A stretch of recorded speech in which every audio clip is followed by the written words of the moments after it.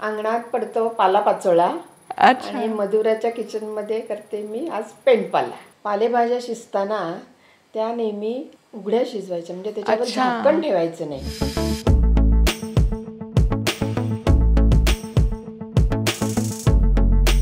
नमस्कार, मी मधुराज रेसिपी मराठीमध्ये तुम्हा सर्वांचं खूप खूप खूप मनापासून स्वागत. आणखी एका आपल्या अस्सल पारंपरिक पदार्थांच्या एपिसोडमध्ये तुम्हा सर्वांचं खूप खूप खूप मनापासून स्वागत. आज आपल्यासोबत आहेत योजना जोशी काकू, आणि काकू आपल्यासोबत मस्त पारंपरिक पदार्थ शेअर करणार आहेत. तर आज काय बनवतोय काकू आपण? आज मी पेंडपाला बनवते. वा, खूप छान, आणि नावही खूप छान आहे. तर काय तुम्हाला वाटतं की पेंडपाला असं का म्हणत असतील त्या पदार्थाला? कारण पूर्वी कसं असायचं, खूप लोक घरामध्ये असायचे, मग एवढ्या लोकांना काय भाजी करायची, कधी कधी भाजी नसायची घरात. अच्छा. मग पटकन काय करायचं तर पेंडपाला.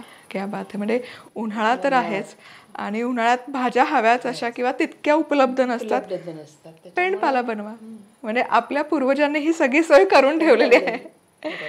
येस काकू. आणि आपण काय करतो ना, परंपरा आहे, आपले पारंपरिक पदार्थ, परंपरा जपल्या पाहिजे.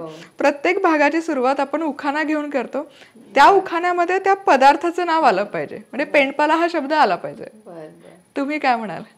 मी म्हणेन अंगणात पडतो पालापाचोळा आणि मधुराच्या किचनमध्ये करते मी आज पेंडपाला. क्या बात आहे. खूप छान. तर सुरू करूयात रेसिपी. अगदी ना मोजकच साहित्य दिसतंय मला. सगळ्यात आधी काय करूयात? घरात सगळं असणारं साहित्य अगदी हाताखालचंच आहे, म्हणजे पहिल्यांदा आपण आता फोडणी करायची आणि कुकरमध्ये करायची, आणि फार शिजवायचा नाही. अच्छा. थोडीशी अशी डाळ राहिली पाहिजे. बोटचेपी डाळ राहिली पाहिजे. मग आता आपण तेल गरम करायला घेऊया. मग आपण मोहरी घालूया याच्यात. तेल गरम झालं की मस्त मोहरीची फोडणी घालायची. मोहरी, हिंग. मोहरी तडतडली, जिरं टाकायचं. मोहरी मस्त तडतडलेली आहे. जिरं, हिंग, हळद, कढीपत्त्याची पानं 4-5 आणि लसूण. म्हणजे अगदी आपल्या घरात जे साहित्य असतं त्यातून आपण करणार. जरा थोडासा लालसर होऊ द्यायचा तो लसूण, म्हणजे त्याचा जो स्वाद असतो ना तो त्या पेंडपाल्याला छान होतो. खमंग फोडणी बसलेली आहे, खूप छान सुवास येतो फोडणीचा. आणि मला अगदी आपण रोजच्या वापरतो तेच पदार्थ आणि त्याच डाळी आहेत, म्हणजे ते डाळ भात, आमटी भात खायचा कंटाळा आला तर हा पेंडपाला. आता चांगला लसूण परतलं. आता आपल्याला त्याच्यामध्ये दोन्ही डाळी घालायच्या. अच्छा. तर सगळ्यात आधी आम्ही घालतोय चणा डाळ, हरभऱ्याची डाळ, आणि जितकी हरभऱ्याची डाळ आहे त्याच्या अर्धी, बरोबर, तूर डाळ अर्ध्यापेक्षाही कमी घातली तरी. अच्छा. या तेलामध्ये छान परतून घ्यायचं. याच्यामध्ये आता आपण तिखट, मीठ चवीप्रमाणे, जसं ज्यांना तिखट कमी जास्त लागेल तसं, थोडासा गोडा मसाला नेहमी आपल्या जनरली महाराष्ट्रीयन लोकांमध्ये असतो. काळा मसाला किंवा तुमचा जो वर्षभराचा साठवणीचा मसाला असतो ते घातलं तरी चालेल. थोडंसं कारळाचं कूट. अच्छा. म्हणजे खुरसणी पण त्याला म्हटलं जातं. सो ते त्याचं फक्त ठेचून घेतल्यात किंवा कूट करून घेतलाय. आणि मला असं वाटतं की सोलापूर जिल्ह्यामध्ये बऱ्यापैकी कारळाचा वापर केला जातो. आता पाणी घालूया. अच्छा.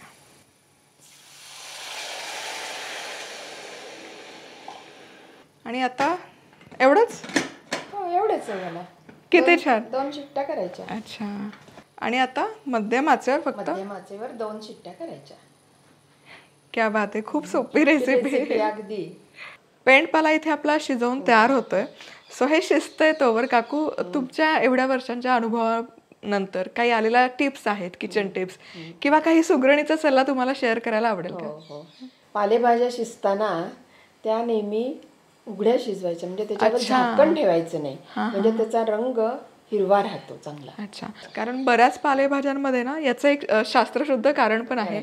बऱ्याच पालेभाज्यांमध्ये व्होलेटाईल ऍसिड असतात. ते जर ऍसिड झाकण ठेवलं तर ते रिलीज होत नाही आणि मग भाज्यांचा रंग काळा होतो. त्यामुळे झाकण न ठेवता पालेभाजी शिजवा. आणखी काही टिप देता येईल तुम्हाला? भाकरी करताना त्या ज्वारीमध्ये दळतानाच थोडीशी उडदाची डाळ आणि तांदूळ टाकायचे, म्हणजे मग त्याला चांगला चिकटपणा येतो हा आणि भाकरी पांढरी शुभ्र होते.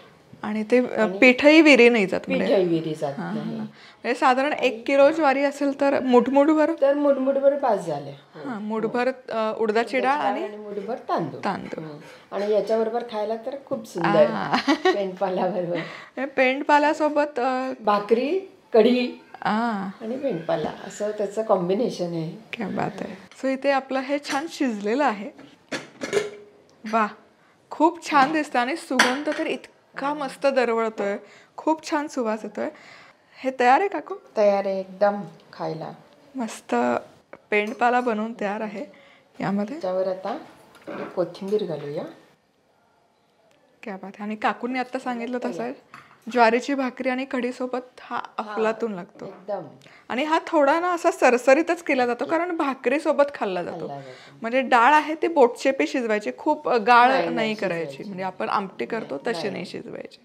पेंडपाला मस्त दिसतोय आणि मी आज घरी स्वयंपाक केला नाहीये कारण आज सगळ्या गेस्ट सोबत मी रेसिपी करते, त्यामुळे मला आयतं खायला मिळणार आहे.